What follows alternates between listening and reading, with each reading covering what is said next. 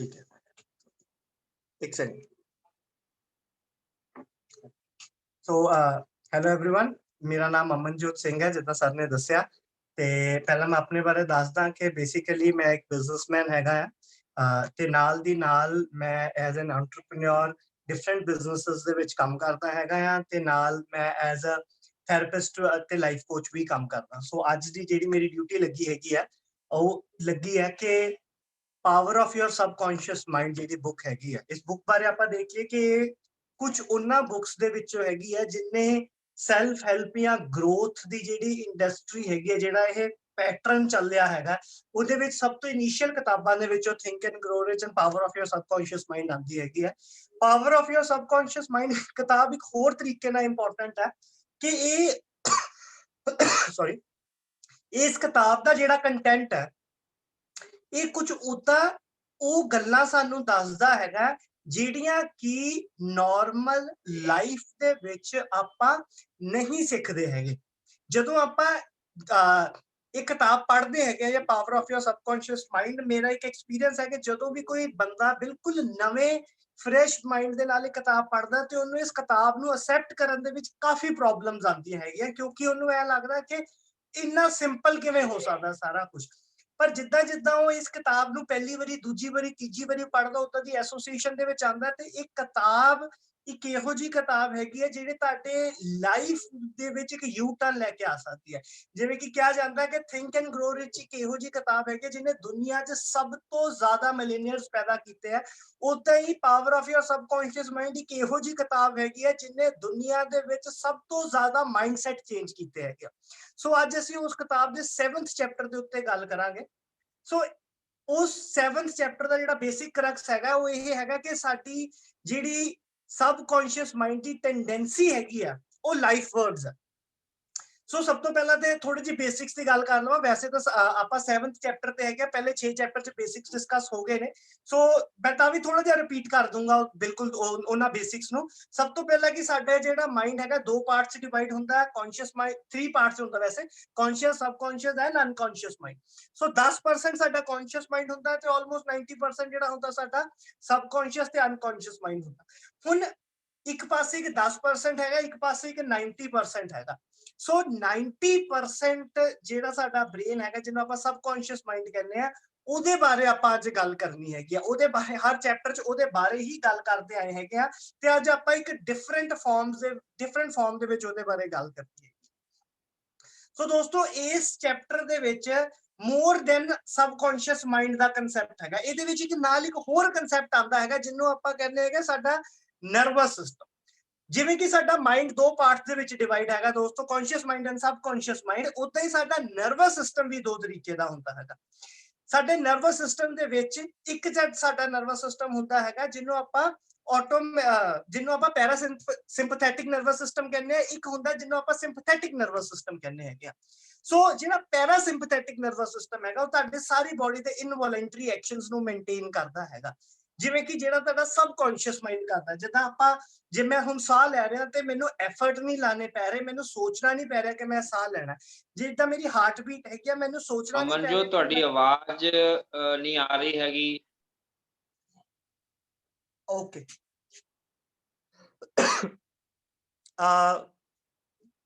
ਮੈਂ ਮਿਊਟ ਕਰਕੇ ਅਨਮਿਊਟ ਕਰਕੇ ਦੇਖਦਾ ਭਾਜੀ ਇੱਕ ਵਾਰੀ।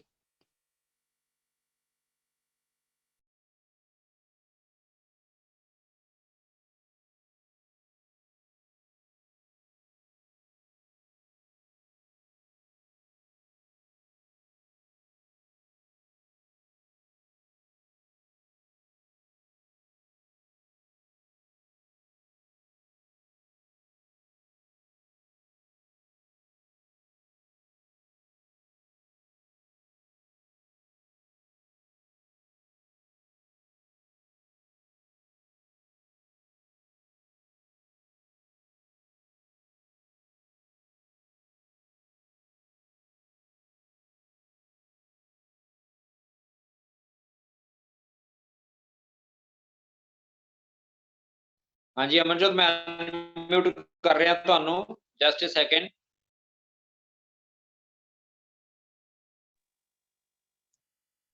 ਹਾਂਜੀ ਕਰੋ ਸਟਾਰਟ। ਹਾਂਜੀ, ਹੁਣ ਆ ਰਹੀ ਭਾਜੀ ਆਵਾਜ਼? ਹਾਂਜੀ ਹਾਂਜੀ ਹੁਣ ਆ ਰਹੀ ਜੀ, ਆ ਰਹੀ, ਕਰੋ ਸ਼ੁਰੂ। ਓਕੇ ਓਕੇ ਸੋ ਸਾਡੇ ਦੋ ਨਰਵਸ ਸਿਸਟਮ ਹੈਗੇ ਇੱਥੇ, ਠੀਕ ਹੈ। ਇੱਕ ਪੈਰਾਸਿੰਪਥੈਟਿਕ ਨਰਵਸ ਸਿਸਟਮ ਹੈ, ਇੱਕ ਸਿੰਪਥੈਟਿਕ ਨਰਵਸ ਸਿਸਟਮ ਹੈ। ਪੈਰਾਸਿੰਪਥੈਟਿਕ ਨਰਵਸ ਸਿਸਟਮ ਕੀ ਕਹਿ ਰਿਹਾ ਹੈ, ਮੇਰੇ ਸਾਰੇ ਬੋਡੀ ਦੇ ਜਿਹੜੇ ਇਨਵੋਲੰਟਰੀ ਐਕਸ਼ਨਸ ਨੇ ਉਹਨਾਂ ਨੂੰ ਮੇਨਟੇਨ ਕਰ ਰਿਹਾ ਹੈਗਾ ਸਾਡਾ ਪੈਰਾਸਿੰਪਥੈਟਿਕ ਨਰਵਸ ਸਿਸਟਮ। ਜਦੋਂ ਅਸੀਂ ਫਲਾਈਟ ਤੇ ਫਾਈਟ ਮੈਕੈਨਿਜ਼ਮ ਆਪਣੀ ਬੋਡੀ ਦਾ ਔਨ ਕਰਦੇ ਹੈਗੇ ਆ, ਉਦੋਂ ਸਾਡਾ ਸਿੰਪਥੈਟਿਕ ਨਰਵਸ ਸਿਸਟਮ ਔਨ ਹੁੰਦਾ। ਫਾਈਟ ਤੇ ਫਲਾਈਟ ਮੈਕੈਨਿਜ਼ਮ ਕੀ ਹੁੰਦਾ ਦੋਸਤੋ?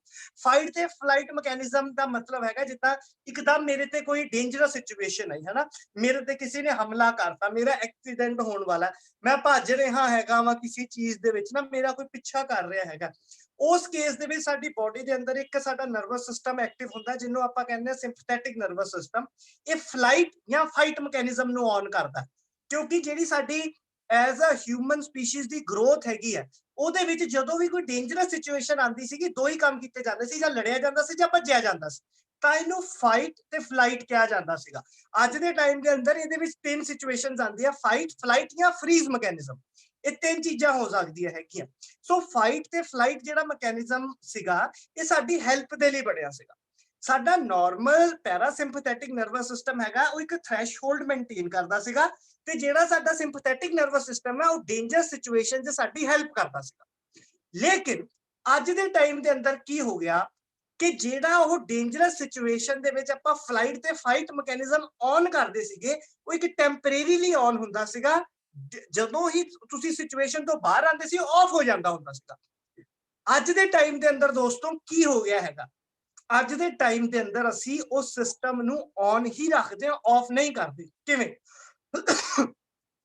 ਕਿਸੇ ਨੂੰ ਕੱਲ ਇੱਕ ਐਗਜ਼ਾਮ ਹੈਗਾ ਕਿਸੇ ਦਾ, ਉਹ ਅੱਜ ਸਟ੍ਰੈਸ 'ਚ ਹੈਗਾ, ਐਗਜ਼ਾਮ ਕੱਲ ਹੈ ਪਰ ਸਟ੍ਰੈਸ ਅੱਜ ਹੈ, ਸੋ ਅੱਜ ਪੂਰਾ ਦਿਨ ਉਹਦਾ ਸਿੰਪਥੈਟਿਕ ਨਰਵਸ ਸਿਸਟਮ ਔਨ ਰਹੇਗਾ। ਜਿਹੜਾ ਸਿੰਪਥੈਟਿਕ ਨਰਵਸ ਸਿਸਟਮ ਹੈਗਾ, ਉਹ ਸਾਡੇ ਸਟ੍ਰੈਸ ਹਾਰਮੋਨਸ ਨੂੰ ਰਿਲੀਜ਼ ਕਰਦਾ, ਸਾਡੀ ਬੋਡੀ ਦੇ ਅੰਦਰ ਸਟ੍ਰੈਸ ਪ੍ਰੋਡਿਊਸ ਕਰਦਾ ਹੈਗਾ, ਐਡਰੇਨਲਿਨ ਦੀ ਐਕਸੈਸ ਅਮਾਉਂਟ ਪ੍ਰੋਡਿਊਸ ਕਰਦਾ ਹੈਗਾ। ਸਾਡੀ ਇੰਟਰਵਿਊ ਹੈਗੀ ਹੈ, ਸਾਡਾ ਐਗਜ਼ਾਮ ਹੈਗਾ, ਮੈਨੂੰ ਕਿਸੇ ਨੇ ਕੋਈ ਗੱਲ ਕਹਿਣੀ ਹੈ, ਮੈਂ ਕਿਸੇ ਨੂੰ ਮਿਲਣ ਜਾਣਾ ਹੈਗਾ, ਮੇਰਾ ਰਿਜ਼ਲਟ ਆਣਾ ਹੈਗਾ। ਸੋ ਪਹਿਲਾਂ ਕੀ ਹੁੰਦਾ ਸੀਗਾ ਕਿ ਜਦੋਂ ਇਨਸਟਿੰਕਟਲੀ ਜਦੋਂ ਕੋਈ ਪ੍ਰੋਬਲਮ ਆਉਂਦੀ ਸੀਗੀ, ਉਦੋਂ ਸਿਸਟਮ ਔਨ ਹੁੰਦਾ ਸੀਗਾ, ਜਦੋਂ ਪ੍ਰੋਬਲਮ ਚਲੀ ਜਾਂਦੀ ਸੀਗੀ ਉਦੋਂ ਸਿਸਟਮ ਆਫ ਹੋ ਜਾਂਦਾ ਸੀਗਾ।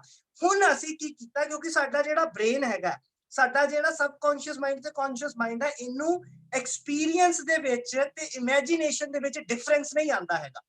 ਮਤਲਬ ਕਿ ਮੇਰੀ ਦਿਮਾਗ ਦੇ ਵਿੱਚ ਮੈਂ ਕੋਈ ਸਿਚੁਏਸ਼ਨ ਨੂੰ ਇਮੇਜਿਨ ਕਰਦਾ ਜਾਂ ਮੈਂ ਕੋਈ ਸਿਚੁਏਸ਼ਨ ਨੂੰ ਜੀ ਰਿਹਾ ਹੈਗਾ, ਮੇਰਾ ਮਾਈਂਡ ਉਸ ਡਿਫਰੈਂਸ ਨੂੰ ਨਹੀਂ ਸਮਝ ਪਾਉਂਦਾ। ਤੇ ਅਸੀਂ ਕੀ ਕਰਦੇ, ਅਸੀਂ ਆਲ ਦਾ ਟਾਈਮ ਇੱਕ ਥਾਟ ਨੂੰ ਲੈਂਦੇ ਆ, ਉਹਨੂੰ ਲੂਪ ਤੇ ਲਾ ਦਿੰਦੇ ਆ, ਉਹੀ ਸੋਚਦੇ ਰਹਿੰਦੇ ਆ, ਜੇ ਇਦਾਂ ਹੋ ਗਿਆ, ਜੇ ਇਦਾਂ ਹੋ ਗਿਆ, ਜੇ ਇਦਾਂ ਹੋ ਗਿਆ, ਜੇ ਇਦਾਂ ਹੋ ਗਿਆ। ਸਾਡੇ ਦਿਮਾਗ ਨੂੰ ਨਹੀਂ ਪਤਾ ਕਿ ਅਸੀਂ ਸਿਰਫ ਸੋਚ ਰਹੇ ਹਾਂ, ਜਿਹਦੇ ਕਾਰਨ ਉਹ ਪੂਰਾ ਦਿਨ ਸਿੰਪਥੈਟਿਕ ਨਰਵਸ ਸਿਸਟਮ ਨੂੰ ਔਨ ਰੱਖਦਾ। ਜਿੰਨੀ ਦੇਰ ਉਹ ਸਿਸਟਮ ਔਨ ਰਹਿੰਦਾ, ਸਾਡੀ ਬੋਡੀ ਦੇ ਵਿੱਚ ਸਟ੍ਰੈਸ ਹਾਰਮੋਨਸ ਰਿਲੀਜ਼ ਹੁੰਦੇ ਰਹਿੰਦੇ ਨੇ। ਇਸੇ ਲਈ ਕਿਹਾ ਗਿਆ ਹੈਗਾ ਕਿ ਜਿਹੜਾ ਸਟ੍ਰੈਸ ਹੈਗਾ, ਇਹ 21st ਸੈਂਚੁਰੀ ਦੇ ਵਿੱਚ ਸਾਰੀਆਂ ਬਿਮਾਰੀਆਂ ਦੀ ਜੜ ਹੈਗੀ ਆ। ਜਿਵੇਂ ਕਿ ਸਾਡੇ ਬਜ਼ੁਰਗ ਕਹਿੰਦੇ ਹੁੰਦੇ ਸੀ, ਜਿਹੜੀ ਚਿੰਤਾ ਹੈਗੀ ਆ ਉਹ ਚਿਤਾ ਸਮਾਨ ਹੁੰਦੀ ਹੈਗੀ ਆ। ਇਸੇ ਤਰੀਕੇ ਦੇ ਨਾਲ ਸਾਡਾ ਜਿਹੜਾ ਸਬਕੌਂਸ਼ੀਅਸ ਮਾਈਂਡ ਹੈਗਾ, ਉਹਦੇ ਅੰਦਰ ਜਦੋਂ ਇਹ ਲੂਪ ਚੱਲਦਾ ਹੈ, ਇਹ ਨੈਗੇਟਿਵ ਥਾਟ ਦਾ ਕਿਸੇ ਦਾ ਲੂਪ ਚੱਲਦਾ, ਜਿਹੜਾ ਸਾਨੂੰ ਸਟ੍ਰੈਸ ਹੈਗਾ, ਉਹ ਚੀਜ਼ ਸਾਡੇ ਬੋਡੀ ਦੇ ਅੰਦਰ ਜਾਣ ਲੱਗ ਪੈਂਦੀ ਹੈਗੀ ਹੈ। ਸਾਡੀ ਬੋਡੀ ਦੇ ਅੰਦਰ ਕੀ ਹੁੰਦੇ ਆ? ਇਮੋਸ਼ਨਸ। ਇਮੋਸ਼ਨ ਕੀ ਹੁੰਦੀ ਹੈ? એનર્ਜੀ ਇਨ ਮੋਸ਼ਨ ਨੂੰ ਆਪਾਂ ਇਮੋਸ਼ਨ ਕਹਿ ਦਿੰਦੇ ਹੈਗੇ ਆ। ਜਦੋਂ ਆਪਾਂ ਕਿਸੇ ਚੀਜ਼ ਨੂੰ ਬਾਰ-ਬਾਰ ਸੋਚਦੇ ਹੈਗੇ ਆ, ਉਹ એનર્ਜੀ ਇਨ ਮੋਸ਼ਨ ਬਣਦੀ ਹੈ ਤੇ ਸਾਡਾ ਇਮੋਸ਼ਨ ਬਣਦਾ ਹੈਗਾ। ਜਦੋਂ ਨੈਗੇਟਿਵ ਇਮੋਸ਼ਨਸ ਬਣਦੇ ਹੈਗੇ ਨੇ ਸਾਡੀ ਬੋਡੀ ਦੇ ਅੰਦਰ, ਸਾਡੀ ਬੋਡੀ ਦੇ ਅੰਦਰ ਸਟ੍ਰੈਸ ਹਾਰਮੋਨਸ ਰਿਲੀਜ਼ ਹੁੰਦੇ ਨੇ, ਸਾਡਾ ਜਿਹੜਾ ਸਬਕੌਂਸ਼ੀਅਸ ਮਾਈਂਡ ਹੈਗਾ ਉਹ ਨੈਗੇਟਿਵ ਥਾਟ ਪ੍ਰੋਸੈਸ ਚੋਂ ਜਾ ਰਿਹਾ ਹੈ। ਅਸੀਂ ਇੱਕ ਨੈਗੇਟਿਵ ਥਾਟ ਲੂਪ ਲਾਇਆ ਹੋਇਆ ਤੇ ਸਾਡੀ ਜਿਹੜੀ ਬੋਡੀ ਹੈਗੀ ਆ, ਇਹਦੇ ਅੰਦਰ ਸਾਡੇ ਜਿਹੜੇ એનર્ਜੀ ਹੈਗੀ ਆ ਉਹ ਸਟਕ ਹੋਣ ਲੱਗ ਪੈਂਦੀ ਹੈਗੀ ਆ, ਜਿਹਦੇ ਕਾਰਨ ਡਿਜ਼ੀਜ਼ਸ ਫਾਰਮ ਹੋਣ ਲੱਗ ਪੈਂਦੇ ਹੈਗੇ ਨੇ। ਅੱਜ ਦੇ ਟਾਈਮ ਦੇ ਅੰਦਰ ਮੇਜਰ ਡਿਜ਼ੀਜ਼ਸ ਕਿਹੜੇ ਹੈਗੇ ਨੇ? ਬਲੱਡ ਪ੍ਰੈਸ਼ਰ ਦਾ ਡਿਜ਼ੀਜ਼ ਹੈ, ਹਾਰਟ ਡਿਜ਼ੀਜ਼ ਹੈਗਾ, ਸ਼ੂਗਰ ਡਿਜ਼ੀਜ਼ ਹੈਗਾ। ਇਹਨਾਂ ਵਿੱਚੋਂ ਮੇਜਰ ਜਿਹੜੇ ਡਿਜ਼ੀਜ਼ ਨੇ ਉਹਨਾਂ ਨੂੰ ਕਿਹਾ ਜਾਂਦਾ ਹੈ ਲਾਈਫਸਟਾਈਲ ਡਿਜ਼ੀਜ਼ ਨੇ। ਤੇ ਲਾਈਫਸਟਾਈਲ ਡਿਜ਼ੀਜ਼ ਕਿਵੇਂ ਹੋ ਰਹੇ ਨੇ? ਕਿਉਂਕਿ ਇੱਥੇ ਉਹ ਡਿਜ਼ੀਜ਼ ਪੈਦਾ ਹੋ ਰਿਹਾ। ਡਿਜ਼ੀਜ਼ ਦੀ ਜਿਹੜੀ ਜੜ ਹੈ ਉਹ ਇੱਥੇ ਹੈਗੀ, ਉਹ ਸਰੀਰ ਨਹੀਂ ਹੈਗਾ। ਸਰੀਰ ਤੇ ਇਹਦੀ ਮੈਨੀਫੈਸਟੇਸ਼ਨ ਹੈਗਾ। ਜਿਵੇਂ ਕਿ ਆਪਾਂ ਐਗਜ਼ਾਮਪਲ ਲੈਂਦੇ ਆ ਕਿ ਮੈਂ ਖਾਦਾ ਸੇਬ, ਲੇਕਿਨ ਉਹ ਫਲੈਸ਼ ਬਣ ਗਿਆ ਨਾ, ਉਹ ਮਾਸ ਬਣ ਗਿਆ। ਮੈਂ ਖਾਦਾ ਬਨਾਨਾ, ਉਹ ਵੀ ਫਲੈਸ਼ ਬਣ ਗਿਆ। ਜੇ ਮੈਂ कोई नॉन वैज चीज खाधी, मैं चिकन खाता, वो भी फ्लैश बन गया। सो साडी बॉडी दे अंदर एक इंटरनल इंटैलीजेंस हैगी है कि मैं अपनी बॉडी ਨੂੰ जो मर्जी दवा ਉਹ ਉਹਨੂੰ ਮਟੀਰੀਅਲ ਫਾਰਮ ਚ ਕਨਵਰਟ ਕਰਦੀ ਹੈ। ਜਿੱਦਾਂ ਜਦੋਂ ਮੈਂ ਕੁਝ ਖਾਣਾ ਉਹਨੂੰ ਵੀ ਮਟੀਰੀਅਲ ਫਾਰਮ ਚ ਉਹਨੂੰ ਬਲੱਡ ਦੀ ਫਾਰਮ ਚ ਕਨਵਰਟ ਕਰਦੀ ਹੈ, ਸਲਾਈਵਾ ਦੀ ਫਾਰਮ ਚ ਕਨਵਰਟ ਕਰਦੀ ਹੈਗੀ ਹੈ। ਜਦੋਂ ਮੈਂ ਕੋਈ ਥਾਟ ਲੈਣਾ ਉਹਨੂੰ ਵੀ ਉਹ ਬਲੱਡ ਦੀ ਫਾਰਮ ਦੇ ਵਿੱਚ, ਫਲੈਸ਼ ਦੀ ਫਾਰਮ ਦੇ ਵਿੱਚ, ਸਲਾਈਵਾ ਦੀ ਫਾਰਮ ਦੇ ਵਿੱਚ ਕਨਵਰਟ ਕਰਦੀ ਹੈਗੀ ਹੈ। ਇਸ ਕਰਕੇ ਸਾਡੇ ਜਿਹੜੇ ਥਾਟਸ ਨੇ ਉਹਦੇ ਤੋਂ ਅਸੀਂ ਡਿਜ਼ੀਜ਼ ਪੈਦਾ ਕਰਨ ਦੀ ਸ਼ਮਤਾ ਰੱਖਦੇ ਹੈਗੇ ਆ। ਸਭ ਤੋਂ ਪਹਿਲਾ ਇੰਪੋਰਟੈਂਟ ਲੈਸਨ ਜਿਹੜਾ ਇਸ ਚੈਪਟਰ ਦਾ ਉਹ ਇਹ ਹੈ। ਤੇ ਜਦੋਂ ਅਸੀਂ ਇਹ ਕਹਿਤਾ ਕਿ ਅਸੀਂ ਆਪਣੇ ਦਿਮਾਗ ਤੋਂ ਬਿਮਾਰ ਹੋਣ ਦੀ ਸ਼ਮਤਾ ਰੱਖਦੇ ਆ, ਤੇ ਇਹਦਾ ਮਤਲਬ ਕੀ ਹੈ, ਅਸੀਂ ਆਪਣੇ ਦਿਮਾਗ ਤੋਂ ਠੀਕ ਹੋਣ ਦੀ ਸ਼ਮਤਾ ਵੀ ਰੱਖਦੇ ਹਾਂ। ਹੁਣ ਉਹ ਕਹਿ ਰਿਹਾ, ਆਥਰ ਕਹਿ ਰਿਹਾ ਕਿ ਜਿਹੜਾ ਸਬਕੌਂਸ਼ੀਅਸ ਮਾਈਂਡ ਹੈ ਨਾ, ਉਹਦੀ ਟੈਂਡੈਂਸੀ ਲਾਈਫਵਰਡ। ਇਹਦਾ ਕੀ ਪ੍ਰੂਫ ਹੈ? ਇਹਦਾ ਪ੍ਰੂਫ ਬਹੁਤ ਸਿੰਪਲ ਹੈ ਦੋਸਤੋ। ਤੁਹਾਡੇ ਹੱਥ ਤੇ ਕੱਟ ਲੱਗਦਾ, ਤੁਹਾਡਾ ਖੂਨ ਨਿਕਲਦਾ, ਤੁਸੀਂ ਐਫਰਟਸ ਨਹੀਂ ਲਾਉਂਦੇ, ਉਹ ਆਪਣੇ ਆਪ ਹੀਲ ਹੁੰਦਾ। ਉਹ ਕਿਵੇਂ ਹੀਲ ਹੋ ਰਿਹਾ? ਤੁਹਾਡੀ सबकॉन्शियस माइंड ਦੀ ਇੰਟੈਲੀਜੈਂਸ ਜਿਹੜੀ ਹੈ ਉਹਨੂੰ ਹੀਲ ਕਰ ਰਹੀ ਹੈ। ਇਹਦਾ ਮਤਲਬ ਕੀ ਹੈ ਕਿ सबकॉन्शियस माइंड ਕੀ ਚੱਲਦਾ ਹੈ? ਹੈਲਦੀ ਚੀਜ਼ ਹੋਵੇ।